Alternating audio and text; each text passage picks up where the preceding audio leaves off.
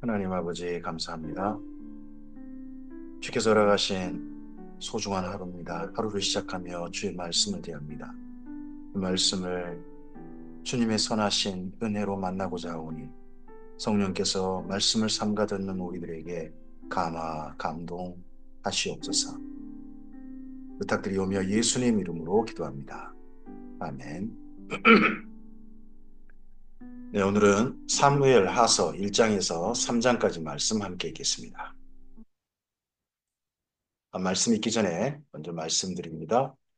다음 주 1월 6일부터 1월 6일부터 9일까지 참비대세라 성경 강좌 기간입니다. 그래서 다음 주 한 주간 1월 11일까지죠. 다음 주 한 주간 동안은 성경 읽기를 쉬어가겠습니다.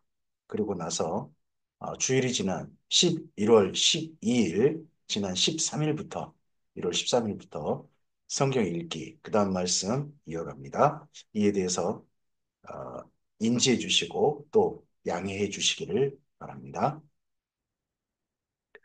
사무엘 하서입니다. 사무엘 하서는 다윗 왕 이야기입니다. 어, 사무엘 상서에서는 엘리, 엘가나, 그리고 사울, 다윗 이런 비교의 이야기였다면 이젠 사무엘 하서는 한 사람의 이야기입니다. 그가 다윗 왕이죠. 다윗 왕의 이야기로 우리가 함께 읽는데 다윗 왕의 이야기 가운데 다윗의 전성기도 있지만 불행한 다윗도 있습니다. 근데 그런 다윗을 하나님께서 하나님의 마음에 합한 자라고 인정하신 한 사람의 삶이었다는 것을 기억하고 전체를 함께 읽고 왔으면 좋겠습니다. 사무엘하서 1장입니다. 사울이 죽은 후에 다윗이 아말렉 사람을 쳐 죽이고 돌아와 다윗이 시글락에서 이틀을 머물더니 사흘째 되던 날에 한 사람이 사울의 진영에서 나왔는데 그의 옷은 찢어졌고 그의 머리에는 흙이 있더라.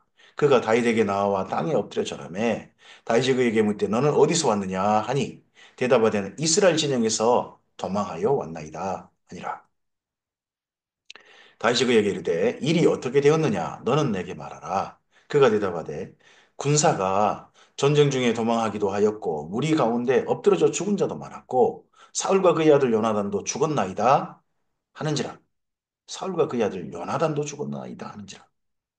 다윗이 자기에게 알리는 청년에게 묻되 사울과 그의 아들 요나단이 죽은 줄 내가 어떻게 아느냐.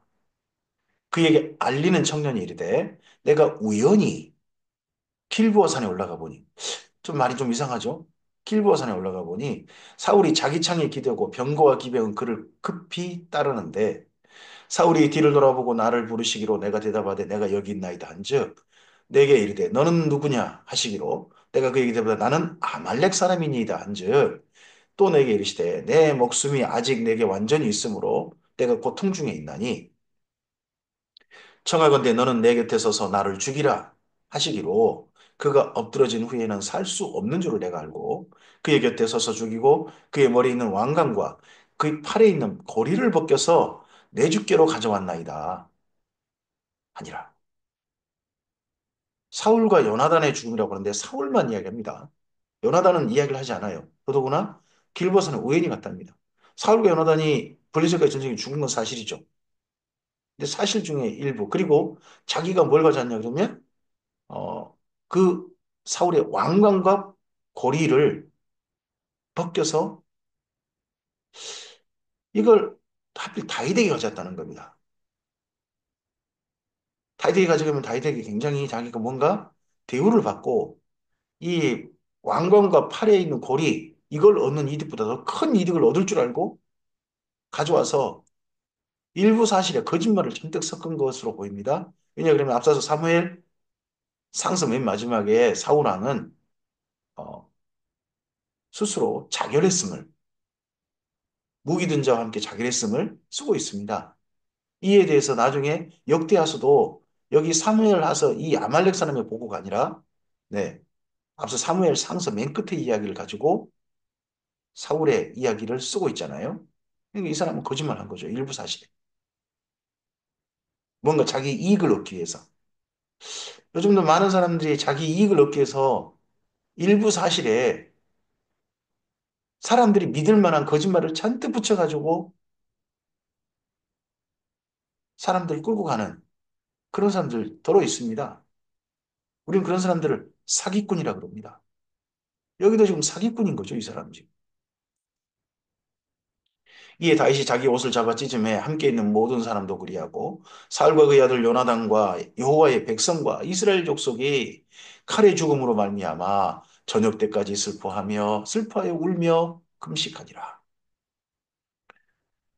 다윗이 이 소식을 전한 소년에게 묻되 너는 어디 사람이냐? 대답하되 나는 아말렉 사람 곧 외국인의 아들이니이다 하니 다윗이 그에게 이르되 내가 어찌하여 손을 들어 여호와의 기름 부음 받은 자 죽이기를 두려워하지 아니하였느냐 하고 다윗이 그 청년 중 한 사람을 불러 이르되 가까이 가서 그를 죽이라 하매 그가 치매 곧 죽으니라. 다윗이 그에게 이르기를 내 피가 내 머리로 돌아갈지어다.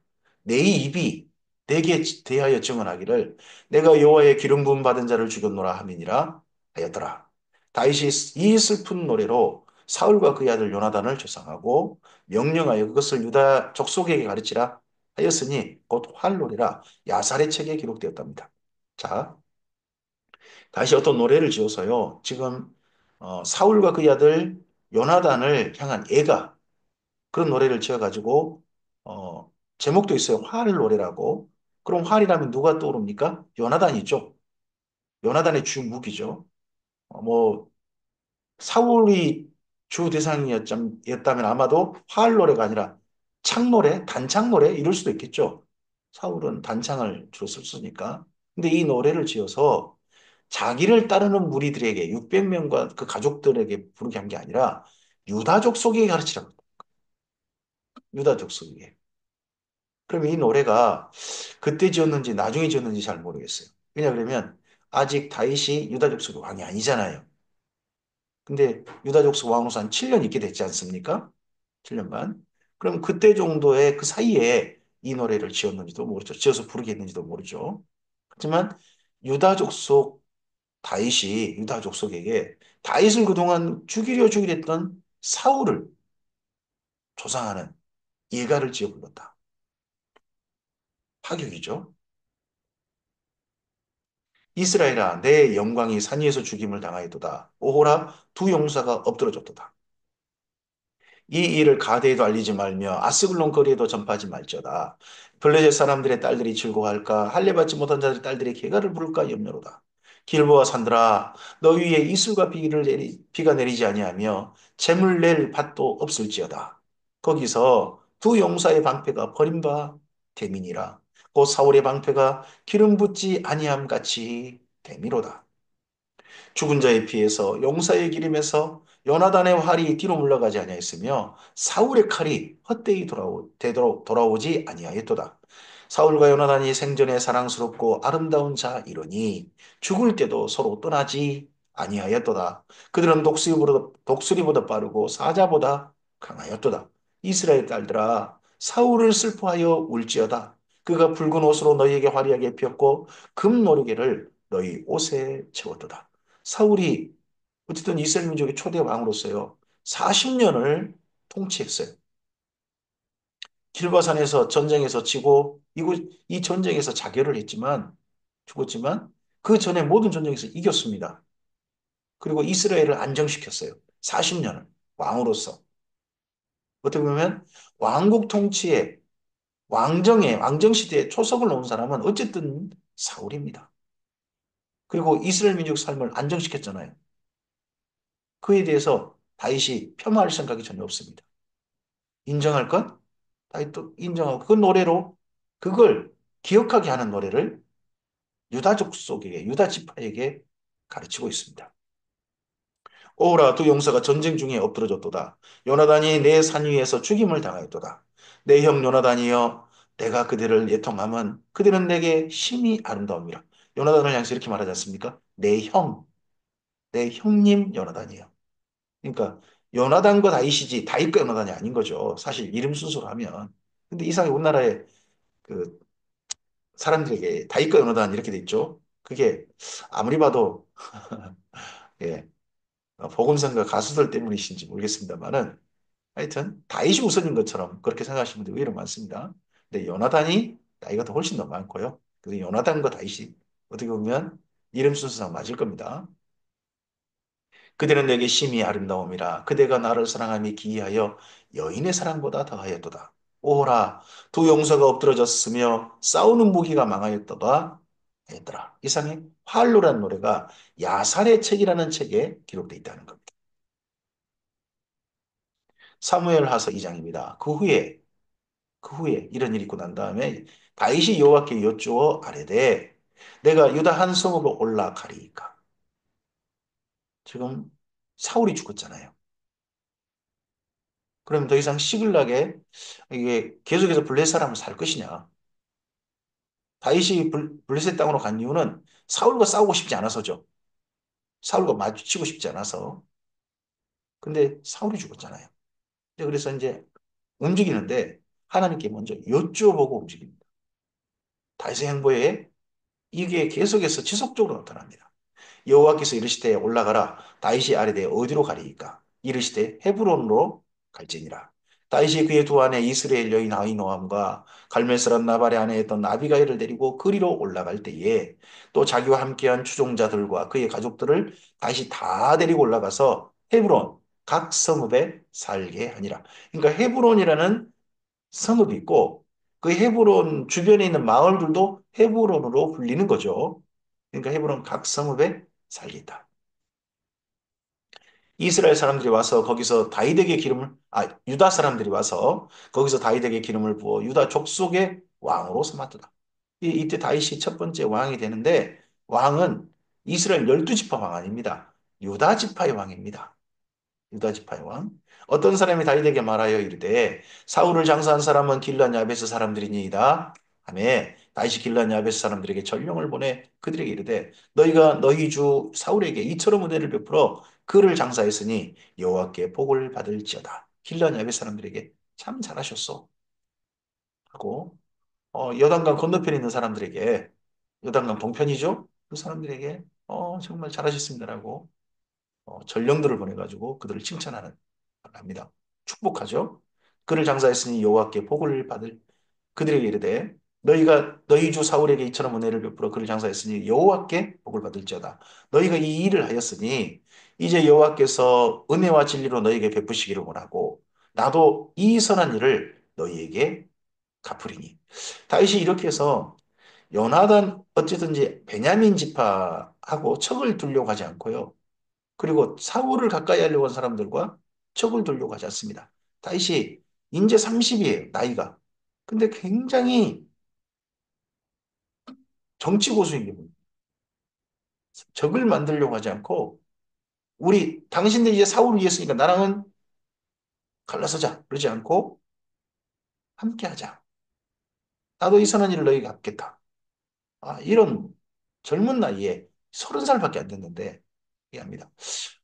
이게 도망자 생활을 하면서 그리고 모압에도 망명생활 해보고 그리고 저쪽 블레셋에도 망명생활 해보고 그런 영향도 있는 것 같고 또 집안에 할머니들께서 사실은 기생 나합도 있고 그리고 모함 여인 룻도 있고 하면서 여러 사람들 함께하고자 하는 사람들은 마다하지 않는 또 많은 사람들 화목해 평화의 손을 펴는 그런 다윗에게 또 이런 것도 영향을 주지 않았나 싶긴 합니다. 이제 너희는 손을 강하게 하고 담대히 할지어다. 너희 주 사울이 죽었고 또 유다 족속이 내게 기름을 부어 그들의 왕으로 삼았음이니라 하니라. 마지막에 자기 피할 아닙니까? 사울은 죽었다. 근데 내가 이제 왕이다. 유다 족속이 왕이지 왕이다. 아, 얘가 자기 또 피하라는 마지막 내용을 넣습니다. 사울의 군사령관 네리 아들 아브넬이 이미 사울의 아들 이스보셋을 데리고 마하나임으로 건너가 길르앗과 아술과 이스라엘과 에브라임과 베냐민과 온 이스라엘의 왕으로 삼았더라. 아브넬, 네리 아들 아브넬. 어, 사울의 아들 이스보셋이 이스라엘 왕이 될 때 나이가 40세이며 두 해 동안 왕위에 있으니라 유다 족속은 그러나 다윗을 따랐다. 이렇게 합니다. 어, 어떻게 보면 베냐민 지파 이제 중심은 사울 왕가라기보다는 사울 왕가가 아니라 예, 아브넬이라고 한 사람입니다. 아브넬 기억나십니까? 사울 왕이 밥을 먹을 때 함께 마주 앉아 밥 먹었던 사람이죠. 그리고 요나단과 다윗은 서서 시중을 들었잖아요. 그 정도로 권위가 높았던 사람. 그리고 다윗이 황무지구 쪽에 두 번째 사울을 만나서 창과 물병 가져가면서 아브넬을 책망하지 않습니까? 그러면서 아브넬을 부르는데 왕을 부르는 너는 누구냐? 그 아브넬을 부른다는 거고 사울을 부른다 하는 정도로 권위가 높았던 사람, 그 사람 아브넬이죠. 그 사람이 여전히 존재합니다. 그러다 보니까 이 베냐민 지파도 틀어지지 않고 사울을 따르는 그 사울을 좋아했던 그런 세력들도 흐트러지지 않습니다. 아브넬이 대단한 사람인 거죠. 다윗이 헤브론에서 유다 족속의 왕이 된 날수는 7년 6개월이더라. 네리 아들 아브넬과 사울의 아들 이스보셋의 신복들은 마하나임에서 나와 기브론에 이르고 마하나임 그쪽에서 나와가지고 기브론에 이르렀다. 마하나임이면 야복강 근처 아닙니까? 예전에 야곱이 건너올 때 야복강 건너기 전에 거기서 하나님의 군대를 받아가지고 거기를 마하나임으로 했지 않습니까? 어, 근데 그곳에 사울 왕가가 거기를 중심지로 해서 지금 아브넬을 중심지로 해서 있습니다. 근데 거기서 어디까지 오냐 그러면 기브온까지 왔습니다. 기브온 기브아. 본래 기브아가 사울의 왕가의 고향 아닙니까? 근데 바로 그 기브온과 골짜기를 마주하고 있습니다. 골짜기 건너편이 기브온이고 골짜기 건너편이 기브아예요. 거기까지 왔어요. 원래 여기 베냐민 지파 지경이죠. 수리의 아들 요압과 다윗의 신복들도 나와 기브온 못가에서 그들과 함께 만나 함께 앉으니 서로 약속을 한 건지 아니면 서로 국경상의 어떤 일 때문에 그냥 순찰하다가 만난 건지 왜 만났는지 이야기를 자세히 쓰고 있지 않았습니다. 근데 이렇게 둘이 마주쳤다는 겁니다. 양쪽에 군사 실세들이 군대 실세들이 이렇게 만났습니다. 이는 못 이쪽이요 그는 못 저쪽이라. 아브넬이 요압에게 이르되 원하건대 청년들에게 일어나서 우리 앞에서 겨루게 하자. 요압이 이르되 일어나게 하자. 하매 그들이 일어나 그 수대로 나아가니 베냐민과 사울의 아들 이스보셋의 편에서 12명이요. 다윗의 신복 중에서 12명이라. 각기 상대방의 머리를 잡고 칼로 상대방의 옆구리를 찌르매 일제히 쓰러진다. 서로 24명이 이때 첫 번째 싸움에서 전사를 했습니다. 그러므로 그곳 이름을 헬갓 핫수림이라 일컬었으며 기브온에 이더라. 그날의 싸움이 심히 맹렬하더니 아브넬과 이스라엘 사람들이 다윗의 신복들 앞에서 패하니라. 그곳에 수레의 세 아들 요압과 아비새와 아사엘이 있었는데 아사엘의 발은 둘로로 같이 빠르더라. 아사엘이 아브넬을 쫓아 달려가되 좌우로 치우치지 아니하고 아브넬의 뒤를 쫓으니 아브넬이 뒤를 돌아보며 이르되 아사엘아 너냐 대답하되 나로라. 아브넬이 그에게 이르되 너는 왼쪽으로나 오른쪽으로나 가서 청년 하나를 붙잡아 그의 군복을 빼앗으라 하되 아사엘이 그렇게 하기를 원하지 아니하고 그의 뒤를 쫓으매 아사엘이 다윗의 용사 37명 중에 한 명으로 여기 사무엘 하서에서 언급되고 있습니다. 그 정도로 용맹한 사람이었고 다윗의 최측근 신복이기도 하고요. 더더구나 어, 다윗과 같은 가문 사람이죠. 제 친친한 친척 중에 요압의 아우이기도 한 그런 사람입니다. 근데 그가 한 가지 특기가 있습니다. 발이 굉장히 빠르다는 겁니다. 근데 그 빠른 발을 이용해서 이번 기회에 아브넬을 잡으려고 이 청년 아사엘이 어떻게 보면 그쪽을 타겟으로 해가지고 달려온 거죠. 가장 큰 전공을 세우고 잠인지 아브넬을 잡을 수 있다는 자신감 때문이었는지 그건 잘 모르겠습니다. 근데 이렇게 올 때에 아브넬이 다시 아사엘에게 이르되 너는 나 쫓기를 그치라. 내가 너를 쳐서 땅에 엎드러지게 할까 달기 무엇이냐. 아브넬이 보기에 아사엘은 아무것도 아니에요. 뭐 우리나라 말로 한 주먹 감도 아니다 이런 뭐 하여튼 그 정도인 거죠. 그렇게 하면 내가 어떻게 내 형 요압을 대면하겠느냐 하되 그가 물러가기를 거절하며 아브넬이 창 뒤 끝으로 그의 배를 찌르니 창이 그의 등을 꿰뚫고 나간지라. 곧 그곳에 엎드러져 죽음에 아사엘이 엎드러져 죽은 곳에 이르는 자마다 머물러 섰더라. 그럼 어떻게 죽은지 이 표현된 거 가지고 우리가 짐작이 되잖아요. 바로 뒤에 따라 붙었는데 앞서가던 아브넬이 멈추면서 창으로 그냥 몸을 돌리지 않고 창으로 그대로 그냥 뒤에 됐는데 아사엘이 아브넬을 어떻게 치려고 들다가 그대로 자기 몸에 깨뚫려 버린 거 아닙니까? 스스로 브레이크가 안 밟혀가지고.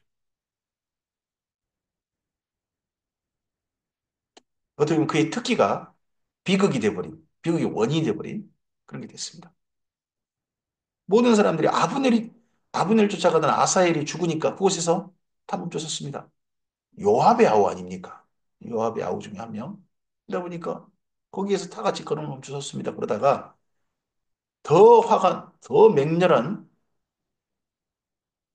화를 가지고 경로를 해가지고 여기 지금 요압이 요압과 아비새가 네 아브넬을 쫓아갑니다. 요압과 아비새가 아브넬의 뒤를 쫓아 기브온 거친 땅의 길가 기야 맞은 쪽 암마산에 이를 때에 해가 졌고 베냐민 족속은 함께 모여 아브넬을 따라 한 무리를 이루고 작은 산 꼭대기에 섰더라. 아브넬이 요압에게 외쳐 이르되 칼이 영원히 사람을 상하겠느냐? 마침내 참혹한 일이 생길 줄 알지 못하느냐? 내가 언제 무리에게 그 형제 쫓기를 그치라 명령하겠느냐? 요압이 이르되 하나님이 살아계심을 두고 맹세하노니 내가 말하지 아니하였다면 무리가 아침에 각각 다 돌아갔을 것이요 그의 형제를 쫓지 아니하였으리라 하고 아브넬 당신이 일어나서 저 밑에 부하들끼리 한번 싸워보게 하자. 이런 말만 안 했어도 이런 일은 안 벌어졌다. 사실이긴 하죠. 그리고 지금 다윗의 무리들이 어떻게 보면 사울 왕가가 다스리고 있는 영역 안으로 어느 정도 지금 들어온 거예요. 더 들어갔다간 그것도 곤란하겠죠. 그리고 또 이미 저녁도 됐고요. 그러니까 요압이 나팔을 불며 온 무리가 머물러 서고 다시는 이스라엘 쫓아가지 아니하고 다시는 싸우지도 아니하니라. 이 다음부터는 싸움을 서로 자제했다는 거죠. 네, 결과가 나옵니다. 아브넬과 그의 부하들이 밤새도록 걸어서 아라바를 지나 요단을 건너 비드론 온 땅을 지나 마하나임에 이르니라. 이 밤에 쉬지 못하고 아브넬과 그 부하들은 혹 저 말은 저렇게 했지만 요압이 추격이 올 줄 모른다. 그래서 밤새 갔던 것 같습니다. 요압이 아브넬 쫓기를 그치고 돌아와 무리를 다 모으니 다윗의 신복 중에 19명과 아사엘이 없어졌으나 그럼 20명이 죽었다는 거죠. 20명이 죽었습니다. 그러면 맨 처음에 12명 빼면 8명? 8명 정도 더 전사한 거죠. 근데 다윗의 신복들이 베냐민과 아브넬에게 속한 자를 쳐서 360명을 죽였더라. 아브넬에 속한 군대가 정말 이건 싸움이 안 되는 겁니다. 정말 한 주먹 가면도 안 되는 게 사울의 군대가 되고 말았습니다. 그만큼 다윗의 군대가 야전, 수많은 전쟁에 사울의 군대가 전쟁에 그렇게 없었겠습니까? 지속적으로 전쟁을 했는데. 근데 그보다는 훨씬 더 많은 도끼 같은, 군대 도끼 같은, 구기 같은 그런 게 있을지 모르고 또 하나가 더 있다고 봅니다. 정말 중요한 게 그게 시글락입니다. 시글락의 모든 무기가 철제 무기인데 그 철제 무기로, 블레셋의 무기로 다윗의 군대가 무장이 바뀐 겁니다. 그러다 보니까 아직 후기 청동기 문명의 무기를 가지고 있는 아브넬의 군대와 철기 문명을 가지고 있는 요압의 군대가 맞붙었을 때 요압의 군대가 사정없이 이겨버립니다. 이것이 이 이후 대세를 판단하는 기준이 됩니다. 아브넬이 싸워봤자 다윗의 군대는 안 된다 하는 거 이미 이때 확인한 거죠. 무리가 아사엘을 들어올려 베들레헴에 있는 그의 조상인 묘에 장사하고 요압과 그의 부하들이 밤새도록 걸어서 헤브론에 이른 때에 날이 밝았더라. 서로 양쪽 다 밤새도록 걸었다 합니다. 한쪽은 마하나임 가고 한쪽은 헤브론으로 가고. 그러면 이 요압하고 아브넬이 서로 만나자고 한 건 아닌 건지, 어, 또 은밀하게 만나자고 한 건 아닌 건지, 그걸 잘 모르겠습니다. 이거 왜 만남이 성사되는지는 성경이 자세히 쓰고 있지 않아요. 2일 후에 사무엘하서 3장입니다. 사울의 집과 다윗의 집 사이에 전쟁이 오래매 다윗은 점점 강하여 가고 사울의 집은 점점 약하여 가니라. 7년 반 동안 다윗이 헤브론에서 아들들을 낳았을 때 맏아들은 암논이라 이스라엘 여인 아히노함의 소생이요 둘째는 길르압이라 갈멜 사람 나발의 아내 였던 아비가일의 소생이요 셋째는 압살롬이라 구스람 달메의 딸 마아가의 아들이요 넷째는 아도니아라 학기스의 아들이요 다섯째는 스바다라 아비달의 아들이요 여섯째는 이드르암이라 다윗의 아내 에글라의 소생이니 이들은 다윗이 헤브론에서 낳은 자들이더랍니다. 아내가 여섯이에요. 맨 처음에 아내가 둘이었잖아요. 근데 7년 반 동안 아내가 네명이 더 늘었습니다. 그러니까 이런 걸 갖다가 사울 왕가에서 다윗의 이런 결혼 정치, 혼인 동맹 이런 걸 어떻게 보면 비방, 그걸 트집 잡아가지고 예, 비방하는 것이 바로 계대강, 유다족 속의 계대강 이런 말이 다윗을 향한 말이 나중에 이제 나온 거죠. 근데 맨 처음에 첫 번째 두 명, 이스라엘 여인 아히노아 그리고 나발의 아내였던 아비가일 두 사람에게 그 아들을 낳았다고 하는데 그 아들은 아무리 봐도 양아들로 보입니다. 양아들. 근데 이제 그걸 양아들을 다윗이 맞아들였으니까 다윗이 낳았다. 아들로 맞아들였으니까 그렇게 표현한 것 같고 그리고 그 다음 셋째로 하는 그수람 달메의 딸 달메의 딸을 통해서 태어난 압살롬 압살롬이야말로 다윗의 실제 그 몸에서 난 첫 번째 아들이지 않나 보입니다.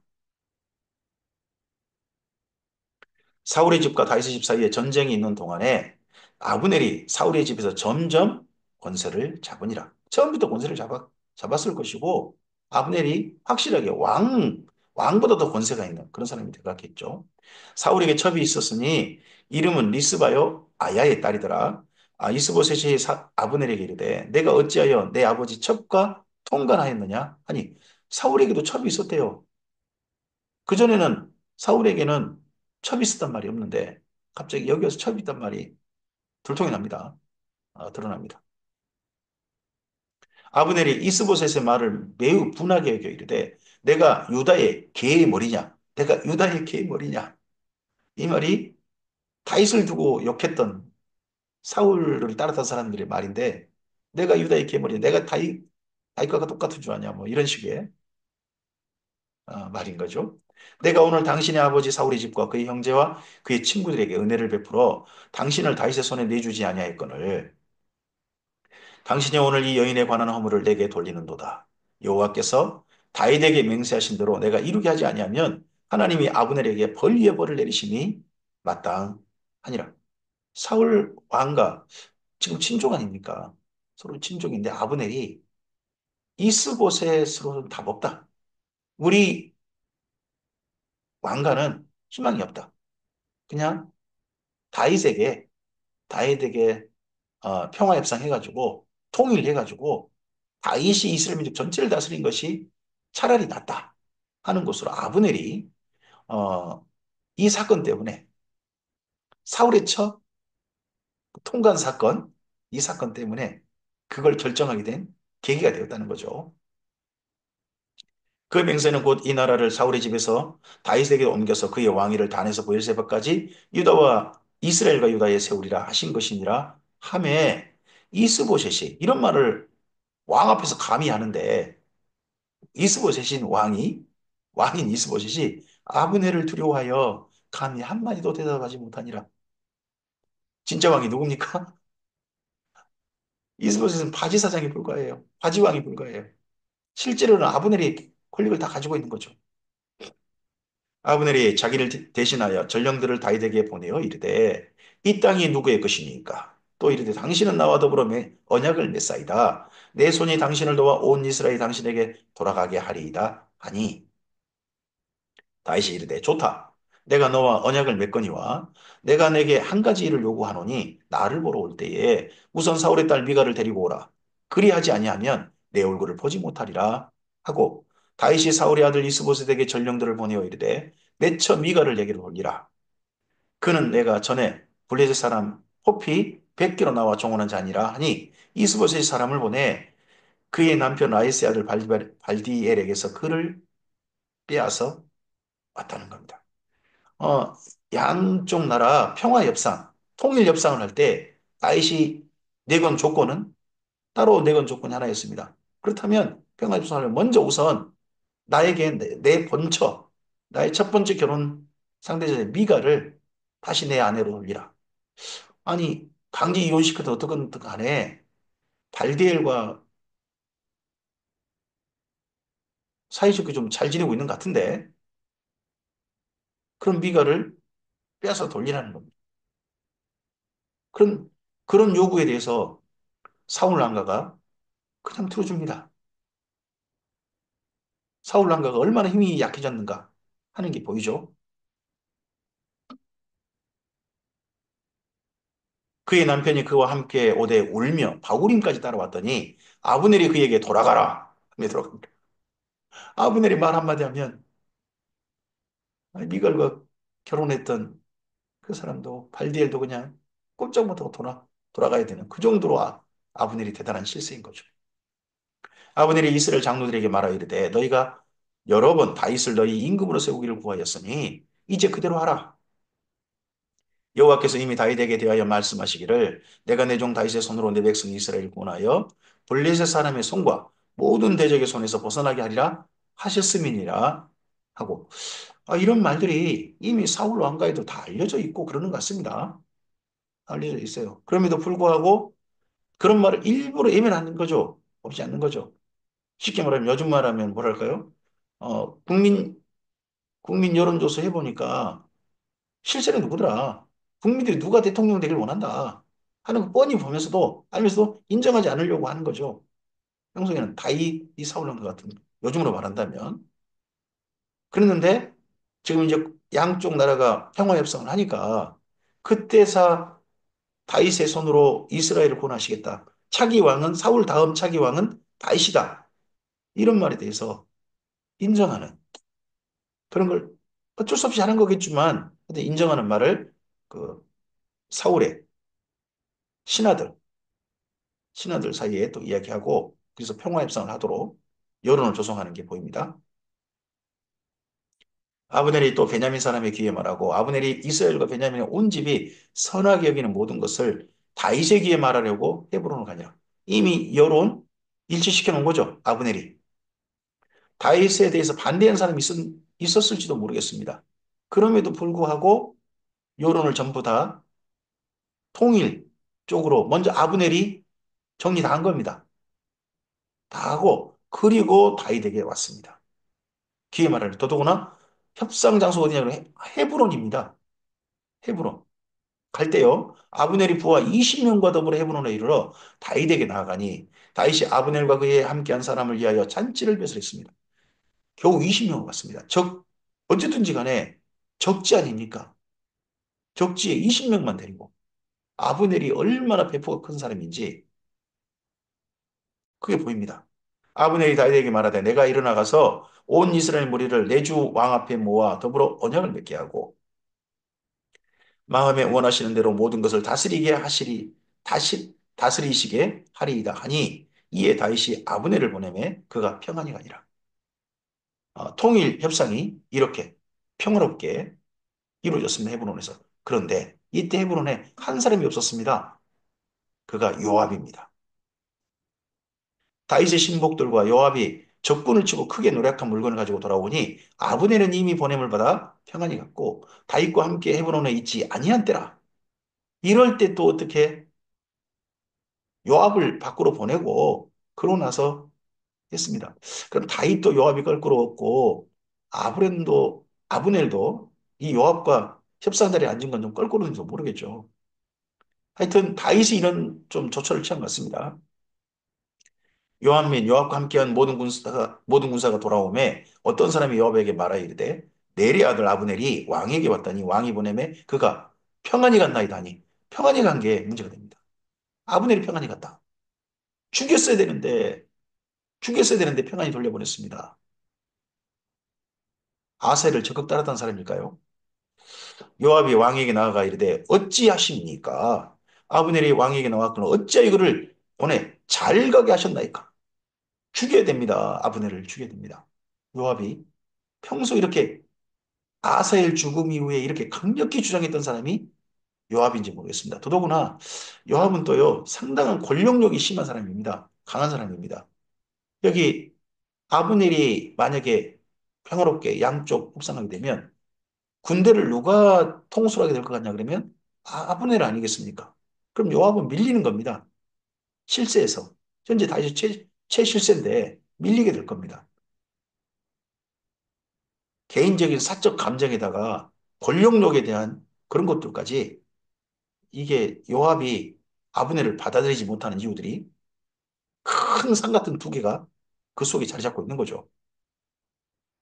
왕도 아시려니와 내리 아들 아브넬이 온 것은 왕을 속임이라 그가 왕이 출임하는 것을 알고 왕이 하시는 모든 것을 알려 함이니이다 하고 모든 것들을 그 넬의 행동들을 아브넬의 행동들을 어떻게 이야기합니까? 평화협상으로 온 거 아니다. 끝까지 이렇게 믿게 하는 거죠. 뭐 6.25 때 북한의 침략을 겪었던 분들은 북한이 이제 심지어 남한과 평안 우리 대한민국과 뭐 평화협상해도 그것도 못 믿지 않습니까? 우리나라 분들도 그런 게 있잖아요. 그런 사람들을 같은 사람이 여기 요압이지 요압. 이에 요압이 다윗에게서 나와 전령들을 보내 아브넬을 쫓아가게 하였더니 시라 오물가에서 그를 데리고 돌아왔으나 다윗은 알지 못하였더라. 그러거나 말거나 다윗은 그냥 요압의 말 가만히 들어주고 그럴 수 있을지 모르겠구만 하고 그냥 무시했는데 그냥 지나가게 개인적인 감정만 다윗을 토로하고 그냥 멈추게 했는데 다윗은 모르게 요압이 아브넬을 뭐라고 한 겁니다. 근데 아브넬이 돌아오는데 이유가 뭐겠습니까? 아브넬은 요압과 그래 이왕 평화협상 한 김에 통일협상 한 김에 요압과도 문제 풀고 간다. 그러니까 다시 돌아온 걸로 보입니다. 그냥 갈 수도 있지 않습니까? 근데 돌아왔어요. 아브넬이 헤브론으로 돌아오며 요압이 더불어 조용히 말하는 듯이 그를 데리고 성문 안으로 들어가 거기서 배를 찔러 죽이니 둘이 조용히 찻집 가는 것처럼 요즘 말하면 찻집 가는 것처럼 가다가 죽여버린 겁니다. 이는 자기의 동생 아사엘의 피로 말미암음이더라. 이 그 후에 다윗이 듣고 이르되 내리 아들 아브넬의 피에 대하여 나와 내 나라는 여호와 앞에 영원히 무죄하니 그 죄가 요압의 머리와 그의 아버지 온 집에 돌아갈지어다. 또 요압의 집에 백닥병자나 나병 환자나 지팡이를 의지하는 자나 칼에 죽는 자나 양식이 떨어진 자가 끊어지지 아니할지로다 아니라 요압과 그의 동생 아비새가 아브넬을 죽인 것은 그가 기브온 전쟁에서 자기 동생 아사엘을 죽인 까닭이었더라. 그러면 요압만 이 아브넬 암살 사건에 관여한 게 아닌 게 보이죠? 요압하고 그의 동생 아비새. 이 두 사람이 주동이 돼가지고 아브넬을 암살한 거죠. 이 암살로 말미암아 양국이 어마어마한 전쟁에 휩싸일 수도 있는데 이걸 결행해버린 겁니다. 다윗이 요압과 및 자기와 함께 있는 모든 백성이 이르되 너희는 옷을 찢고 굵은 배를 띠고 아브넬 앞에서 애도하라 아니라 다윗 왕이 상해를 따라가 아브넬을 헤브론에 장사하고 아브넬의 무덤에서 왕이 손 높여 울고 백성도 다 우니라.